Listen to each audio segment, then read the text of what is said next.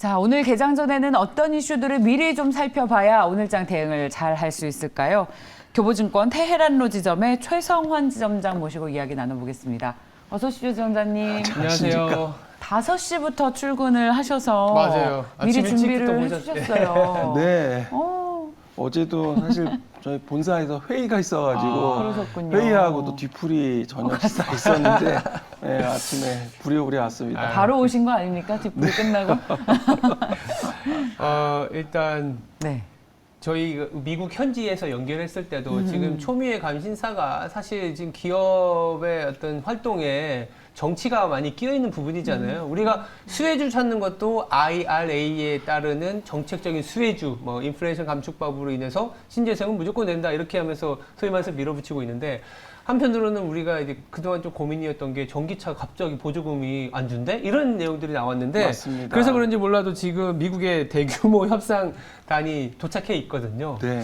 나쁘지 않은 것 같긴 하지만 예. 일단은 전반적인 협상의 가능성 아니면 또 전기차까지 한번 얘기를 해볼 수 있는 기회가 된 것 같아요. 어떻게 바라봐야 될까요? 네, 시장이 뭐 이제 8월달 오늘이 마지막 날인가요? 그러네요, 벌써. 네, 그래서 뭐 태조 이방원 뭐 이런 신조어 생길 정도로 말씀하신 그런 정책에 대한 이슈들 또 성장에 대한 부분들이 상당히 시장에서 주목이 됐었는데 지금 전기차 같은 경우는 미국 같은 경우 지금 IRA 그러니까 EU 때문에 지금 뭐 말씀하신 것처럼 미국에 지금 협상단이 가 있을 정도로 뭐 한국에서 만든 아이오닉 5나 뭐 현대차의 또 기아의 EV6 같은 경우는 지금 한국에서 만들어서 미국으로 나가는데 전혀 이런 보조금 세제 혜택을 받을 수가 없는 상황이거든요. 그러니까 지금 미국에서 IRA 법은 최대 $7,500 한국 한화로 한다면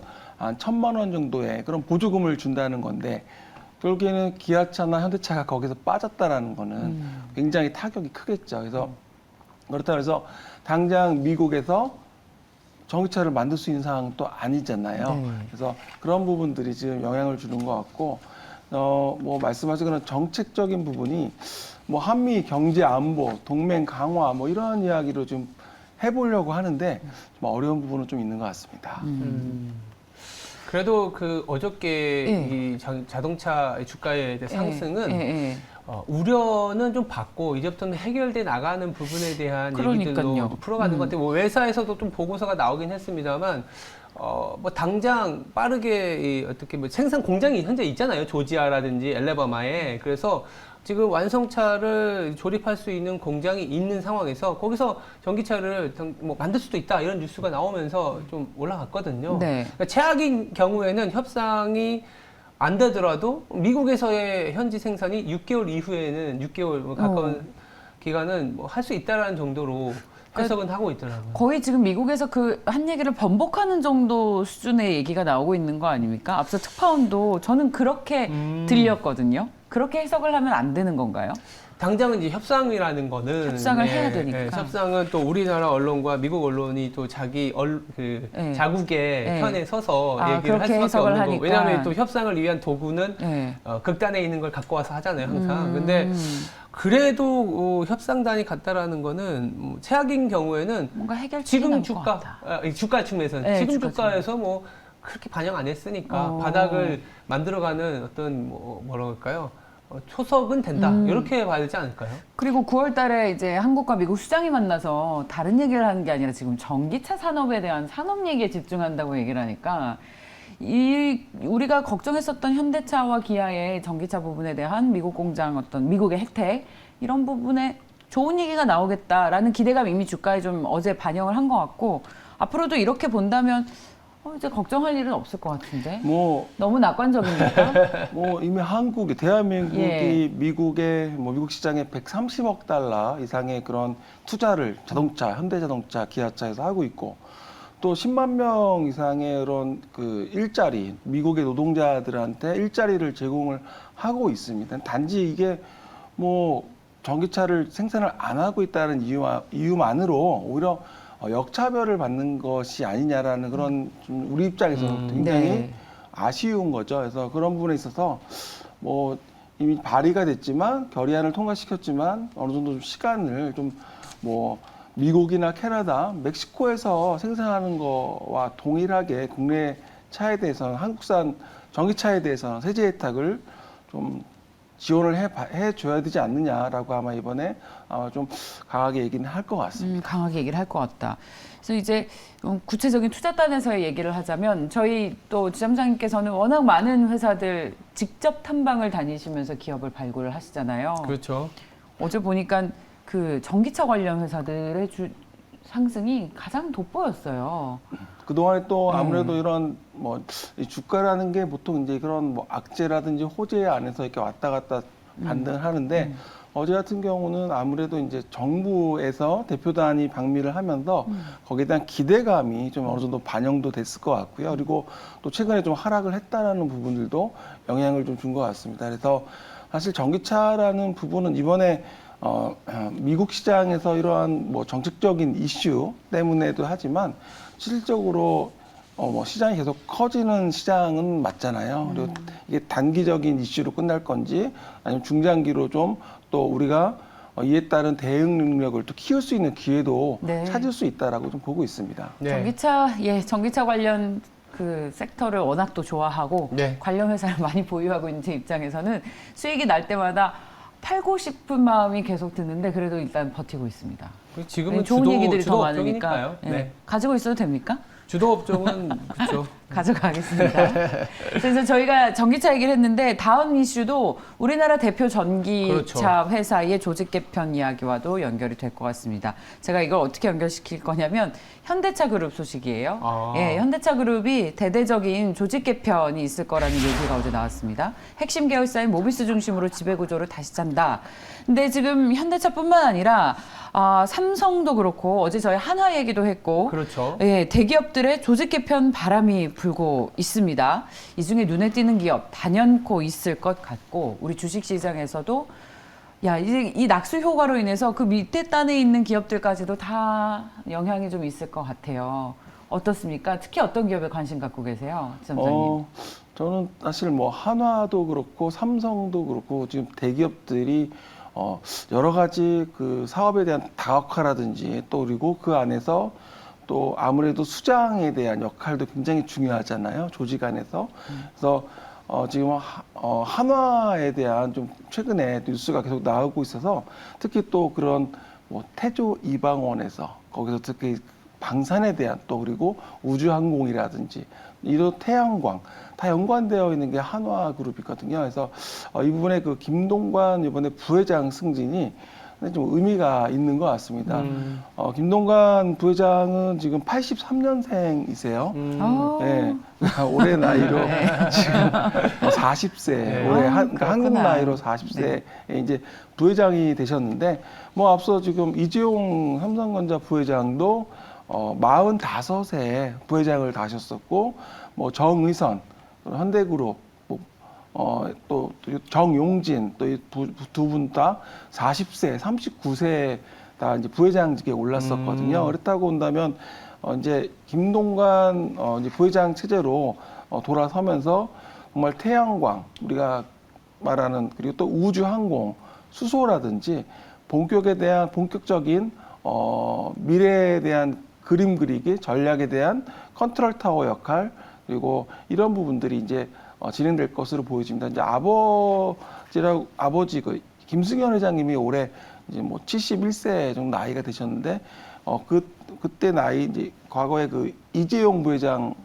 아버지이신 이건희 회장도 71세에 그때 똑같이 이제 부회장으로 승진했다라는 점은 지금 현재 이제 뭐 한화 입장에서는 뭐 우주로 가야 되는 뭐 에어로스페이스 지금 화면에 차트도 나오지만 방산이라든지 우주항공, 수소 이런 미래 신사업에 대한 상당히 한화그룹의 강점 이런 그룹의 어떤 지배적인 경쟁력 부분을 좀 더 중심에 세우지 않을까 이런 게 좀 필요한 것 같습니다. 그렇죠. 아무래도 이게 그룹 전체적으로 이 자금의 아니면 뭐 자원의 배분을 조금 더 이제 DK 체제라고 하잖아요. DK 체제에서는 동관. 네, 그래서 또 소위 말해서 이 모멘텀적으로 밀어붙일 수 있는. 그러니까 이제 길게 갈 수 있는 어떤 산업의 특징이잖아요. 그리고 보통 우리가 삼성에 대한 고민이 이재용 부회장이 이제 결정을 못 내려주는 상황이다 보니까 2016년 이후에는 사실 M&A도 좀 전무했었거든요. 그래서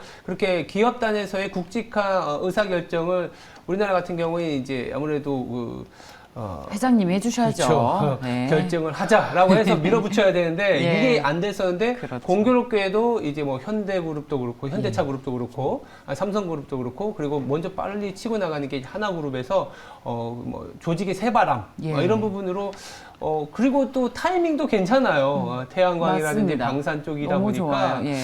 한화그룹이 이제 조금은 이제 새 시대에 또 그렇습니다. 맞는 DNA로 변하는 거 아니냐 이런 예. 기대는 좀 있죠. 야, 맞아요. 그러니까 이제 이게요, 시대도 잘 타고 나야 되는 게 작년에는 어떤 기업이 제일 잘 나갔다고 생각하세요? 주식시장에서 효성. 작년엔 효성이었다면 올해는 한화가 한화. 야, 한화가 이렇게 각광받는 시절이 올 줄 알았다면 한화그룹에서 퇴사 안 하셨겠죠? 그러니까요. 신용과 의리의 한화.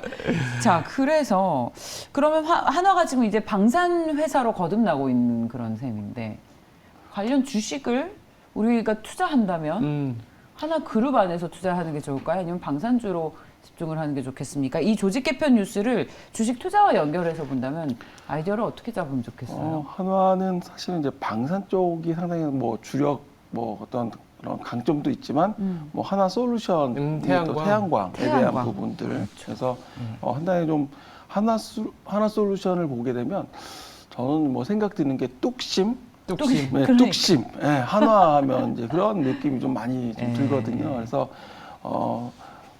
태양광이 사실 그동안에 많이 어려웠었잖아요. 어렵다가 이제 빛을 보는. 그러니까 뭐 포기하지 않고 끝까지 갈 수 있는 그런 게 한화의 어떤 강점이 아닌가 좀 보고 있고요. 그래서 방산도 역시 중요한 부분이기 때문에 뭐 최근에 이런 그 뭐 러시아나 우크라이나 관련해서 이러한 또 위협 이런 부분들이 사실 군사적인 부분들 또 방산에 대한 부분들도 좀 커지고 특히 뭐지 우주로 가는 또 부분들 계속 이야기 나오고 있는 게 뭐 달로 지금 이제 유인 우주선을 다시 한번 쏘겠다라는 얘기 지금 뉴스에 계속 나오거든요. 그래서 이런 하나 우주로 스페이스 같은 이런 부분 에어로스페이스 같은 경우 하나 우주로 스페이스. 네, 우주로라고 마음의 되어 있는데. 소리가 나와버렸어요.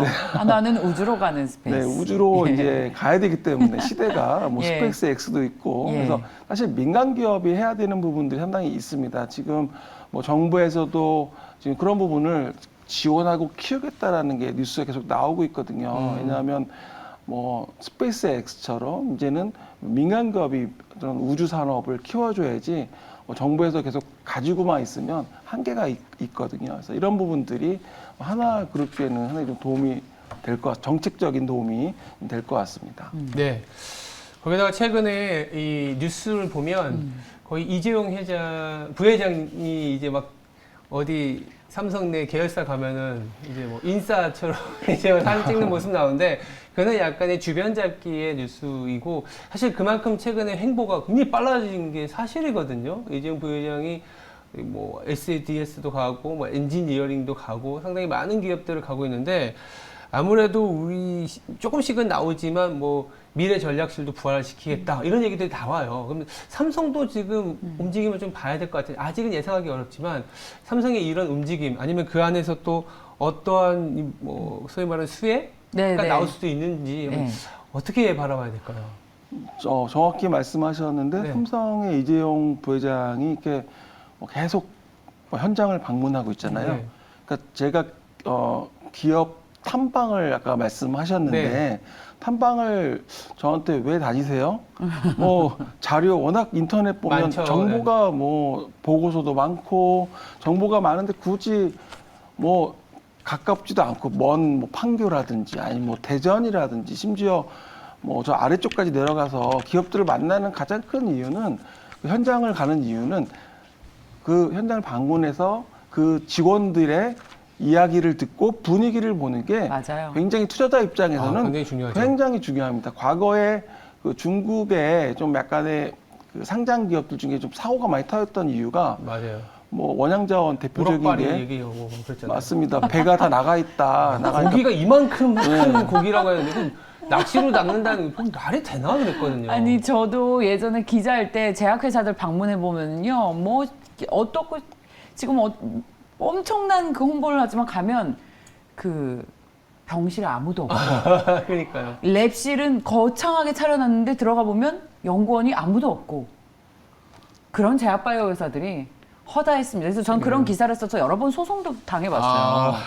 누가 누구를 소송을 하는 것인지. 그런 회사들의 특징이죠. 맞습니다. 그래서 현장을 가서 그 직접 회사 직원분들하고 뭐 밥까지 먹을 수 있으면 좋겠지만 이야기도 나누고 또 분위기를 사무실 분위기도 되게 중요하거든요. 맞습니다. 예. 그러니까 물론 이제 뭐 정의정돈이 잘 되는 것도 있고 다르겠지만 뭐 그런 분위기라니까 삼성의 이재용 부회장 입장에서는 이렇게 가서 직원들을 직접 만나서 식사도 하면서 뭐 이렇게 특히 MZ 세대 이야기를 듣는 게 굉장히 클 것 같아요. 왜냐하면 뭐 사장단 회의나 이런 데서 정제되어 있는 그런 내용들이 아닌 그러니까 직접 MZ 세대들의 그런 회사의 그 직원으로서 그리고 또 생각을 들을 수 있는 거는 굉장히 저는 이재용 부회장이 굉장히 잘하고 있다 이렇게 보고 있습니다.